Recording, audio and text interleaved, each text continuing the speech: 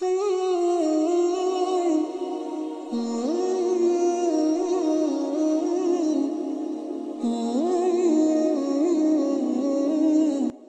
yang subscribe dilancarkan rezekinya, dan yang like, komen dimudahkan jalannya masuk surga. Bismillahirrahmanirrahim. Assalamualaikum warahmatullahi wabarakatuh. Syukur alhamdulillah, senang sekali rasanya kita bisa berjumpa lagi di channel ini. Shalawat dan salam selalu dan tetap tercurahkan kepada junjungan kita Nabi besar Muhammad Shallallahu Alaihi Wasallam. Allahumma shalli ala Sayyidina Muhammad wa ala ali Sayyidina Muhammad. Harapan dan doa saya, semoga saudaraku semuanya selalu diberikan kesehatan, dilapangkan rezekinya, diampuni dosa-dosanya, dan dipanjangkan umurnya. Amin ya robbal alamin. Sahabat beriman yang dirahmati Allah, salat adalah tiang agama. Bagi mereka yang beriman, salat adalah hal wajib yang tidak boleh ditinggalkan dalam keadaan sakit sekalipun.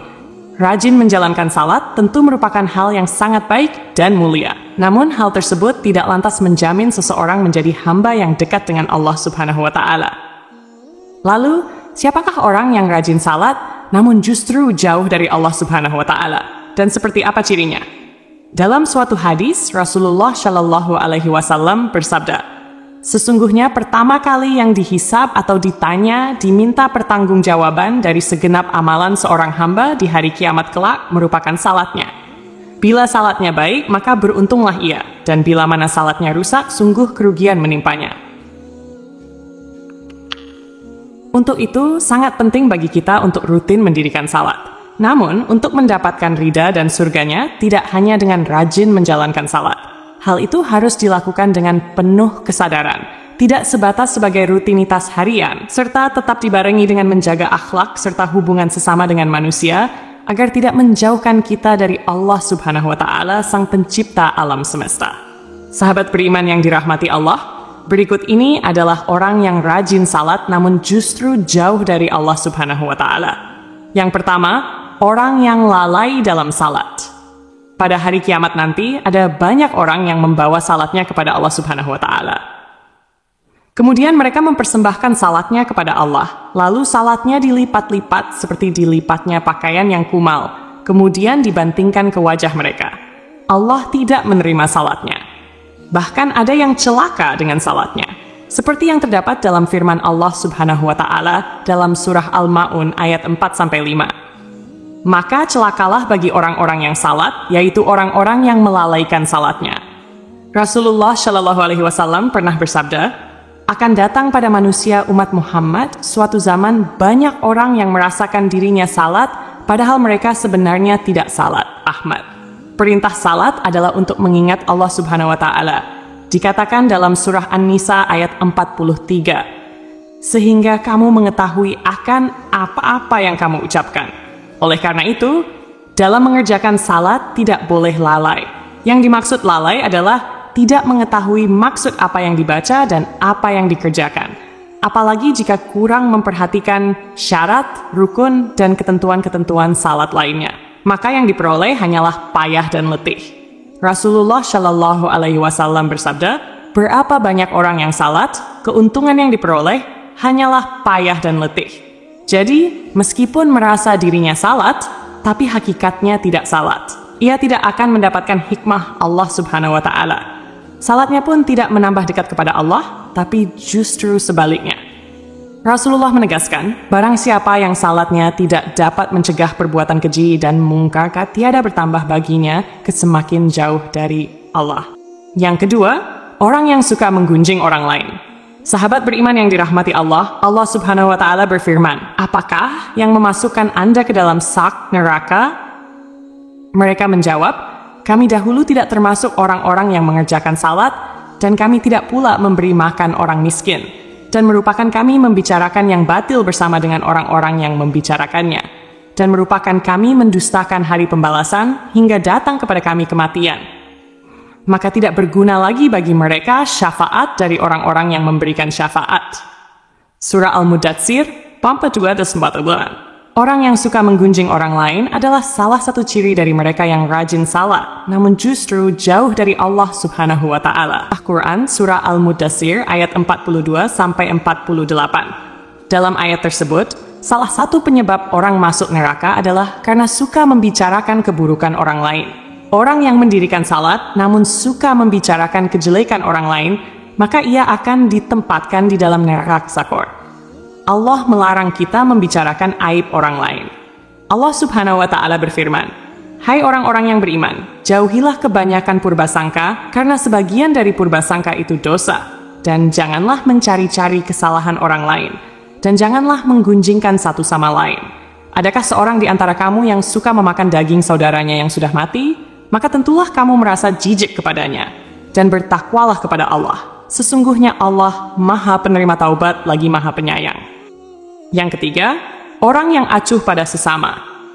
Allah Subhanahu wa Ta'ala berfirman, "Sesungguhnya aku hanya akan menerima salat orang-orang yang merendahkan dirinya karena kebesaranku, menahan dirinya dari hawa nafsu karena aku, yang mengisi sebagian waktu siangnya untuk berzikir kepadaku, yang melazimkan hatinya untuk takut kepadaku, yang tidak sombong terhadap makhlukku, yang memberikan makan kepada orang yang lapar, yang memberikan pakaian kepada orang yang telanjang, yang menyayangi orang yang terkena musibah, yang memberikan perlindungan kepada orang yang terasing.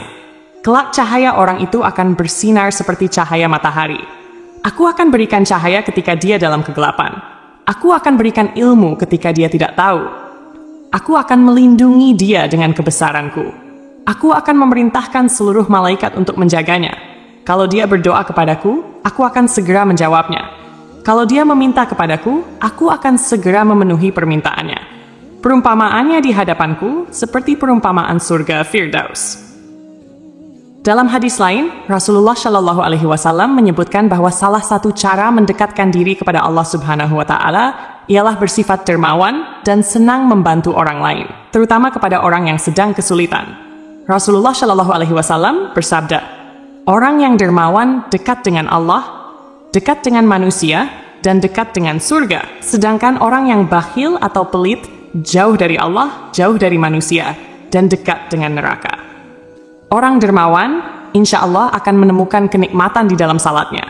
Ia akan memperoleh kenikmatan di dalam salatnya, karena dia dijaga oleh para malaikat, diberi cahaya dalam kegelapan, dan diberi ilmu secara langsung oleh Allah Subhanahu wa Ta'ala yang masuk ke dalam hati sanubarinya. Yang keempat, orang yang ria. Sebab pertama yang ternyata mampu menjerumuskan seorang ahli ibadah tetap mendapatkan azab, bahkan menjadi penghuni neraka, adalah karena mereka ria. Hal tersebut terjadi apabila semua amal saleh yang dilakukan selama di dunia itu bukan untuk mencari ridha Allah, melainkan dilakukan karena ingin pamer dan mengharap pujian dari manusia. Allah Subhanahu wa Ta'ala berfirman, "Sesungguhnya orang-orang munafik itu menipu Allah, dan Allah akan membalas tipuan mereka. Apabila mereka berdiri untuk salat, mereka berdiri dengan malas. Mereka bermaksud ria di hadapan manusia, dan tidaklah mereka menyebut Allah kecuali sedikit sekali." Surah An-Nisa ayat 142. Oleh karena itu, sahabat beriman, sebaik-baiknya amalan adalah amalan yang dilakukan ikhlas dan murni lillahi ta'ala, hanya demi Allah. Cukuplah kita berharap pada ridha dan balasannya atas apa yang telah kita lakukan, karena Allah Subhanahu wa Ta'ala adalah seadil-adilnya pemberi balasan. Menjaga hati dan niat merupakan hal yang harus kita jaga dalam melakukan apapun, agar semua amalan tersebut tidak berujung sebagai cambuk bagi kita yang membuat kita menjadi ria kepada sesama. Yang kelima, orang yang suka berdusta. Berdusta merupakan salah satu dosa besar dan diancam siksa pedih di akhirat kelak. Di zaman seperti ini, kebohongan tampaknya sudah menjadi suatu kebiasaan di kalangan masyarakat. Padahal sekecil apapun suatu kebohongan akan tetap dianggap sebagai dosa besar, meskipun ada seseorang yang rajin salat dan melakukan ibadah lainnya. Beribadah, namun jika lisannya suka berbohong, maka salat dan ibadahnya akan sia-sia semata, karena kebohongan itu akan menghapus amal-amalannya. Jika ia mati dalam keadaan tidak bertaubat kepada Allah, maka dia akan dimasukkan ke dalam neraka. Allah Subhanahu wa Ta'ala berfirman, "Sesungguhnya yang mengada-adakan kebohongan hanyalah orang-orang yang tidak beriman kepada ayat-ayat Allah, dan mereka itulah orang-orang pendusta." Surah An-Nahl ayat 60. Berbohong menunjukkan salah satu ciri dari golongan orang-orang yang munafik. Untuk itulah mengapa kita sebagai umat Islam wajib menjauhi yang namanya tindakan dusta, karena itu dapat menyesatkan kita baik di dunia maupun di akhirat. Semoga kita termasuk golongan orang-orang yang rajin sholat dan dekat dengan Allah Subhanahu wa Ta'ala, sehingga kita mendapatkan ridha serta menetap dalam surganya kelak. Amin ya Rabbal Alamin. Wallahu a'lam bishawab. Demikian yang bisa saya bagikan. Semoga bermanfaat untuk kita semua. Assalamualaikum warahmatullahi wabarakatuh.